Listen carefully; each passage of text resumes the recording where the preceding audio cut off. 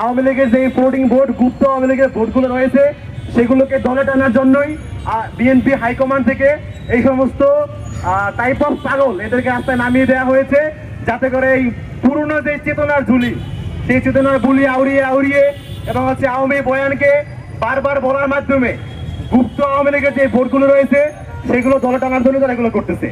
আমি বিএনপি হাইকমান্ডকে বলবো, অতি দ্রুত সময় থাকতে এই পাগলদেরকে সামলান, আপনাদের ভালোর জন্যই সামলান। কেন সামলাবেন তার প্রমাণ কিন্তু অলরেডি ডাকসু নির্বাচন, জাকসু নির্বাচন দেওয়া হয়ে গিয়েছে। সামনে আরো অনেক বিশ্ববিদ্যালয়ের নির্বাচন আছে, সেগুলো তো দেখতে পারবেন। শুধুমাত্র ফজলুর রহমান বা ফজলু পাগলাই না, একই রকম বিভ্রান্তিমূলক বক্তব্য রুমিন ফারহানা দেয় এবং বিএনপির যে চেয়ারম্যানের আরেকজন উপদেষ্টা হাবিবুর রহমান সেও দেয়, আরো অনেকেই দেয়, মাঝে মধ্যেই দেয়। এগুলো আসলে যে অনিচ্ছাকৃত ভুল এমন না, তারা ইচ্ছাকৃত এগুলো করতেছে।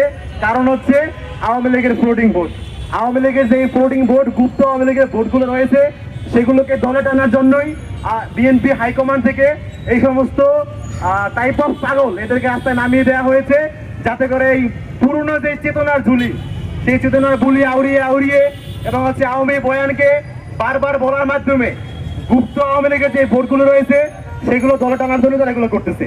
আমি বিএনপি হাইকমান্ডকে বলবো, অতি দ্রুত সময় থাকতে এই পাগলদেরকে সামলান, আপনাদের ভালোর জন্যই সামলান।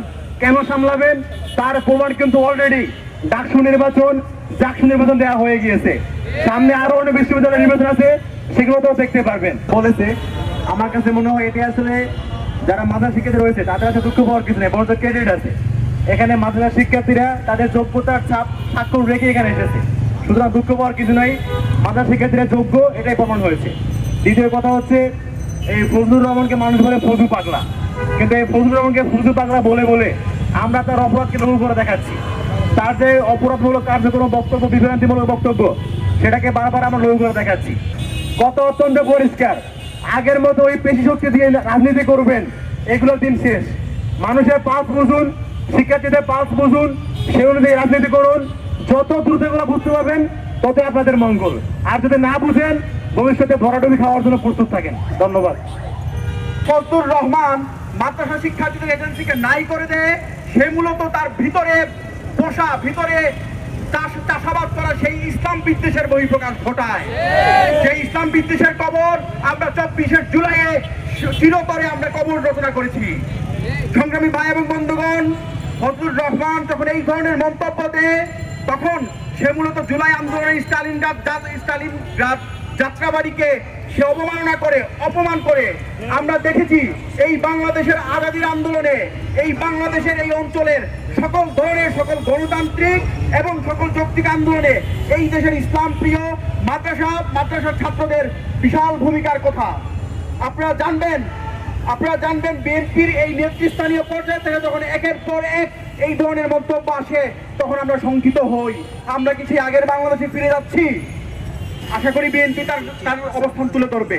সংগ্রামী ভাই এবং বন্ধুগণ, আপনারা দেখবেন আমরা এখানে জড়ো হয়েছি মাদ্রাসা শিক্ষার্থী হিসাবে নয়, বরং ঢাকা বিশ্ববিদ্যালয়ের একজন শিক্ষার্থী হিসাবে, যে এই ঢাকা বিশ্ববিদ্যালয়কে সকল মতের, সকল পথের, সকল বর্ণের, সকল জাতের, সকল অঞ্চলের মানুষের প্রতিনিধিত্ব করে।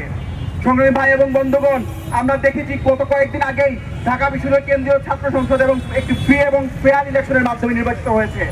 এর পরবর্তীতে আমরা যখন এই ঢাকা বিশ্ববিদ্যালয়কে নতুন করে গড়ার স্বপ্ন দেখব, আমরা যখন এই বিশ্ববিদ্যালয়কে একটি বুদ্ধিভিত্তিক বিশ্ববিদ্যালয় হিসেবে প্রতিষ্ঠা করার স্বপ্ন দেখব, ঠিক তখনই একটি নেতৃস্থানীয় পর্যায় থেকে এই ঢাকা বিশ্ববিদ্যালয়ের শিক্ষার্থীদের ডেমোক্রেটিক এজেন্সির উপর তারা বারবার আঘাত হানার চেষ্টা করতেছে।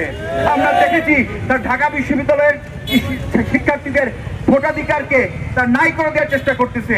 আজকে তারা ভোটাধিকার নাই করে দিতে চায়, কালকে তারা এই শিক্ষার্থীদেরকে মানুষ হিসাবে ট্রিট করবে এবং এর পরের দিন এই মানুষদেরকে হত্যাযোগ্য করার চেষ্টা তারা চালাবে।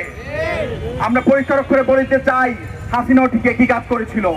সুতরাং সাধু সাবধান, হাসিনা এই কাজ করে যে পথে গিয়েছে, আপনাদেরও সেই পথে পাঠাতে আমাদের বেশিক্ষণ লাগবে না।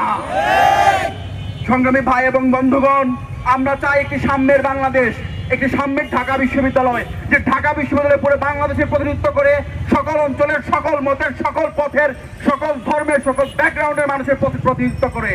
সুতরাং আমাদের এই স্বপ্নের ক্যাম্পাস গড়তে সবাই আমরা একসাথে করব। কোন ছোটাফাটা রাজনীতিবিদ কিংবা সেই ছোটাফাটা নেতৃস্থানীয় কোনো বক্তব্যের মাধ্যমে আমরা কখনোই বিচলিত হব না, বরঞ্চ আমরা এগিয়ে যাব দুর্বার গতিতে। ইনকিলাব জিন্দাবাদ।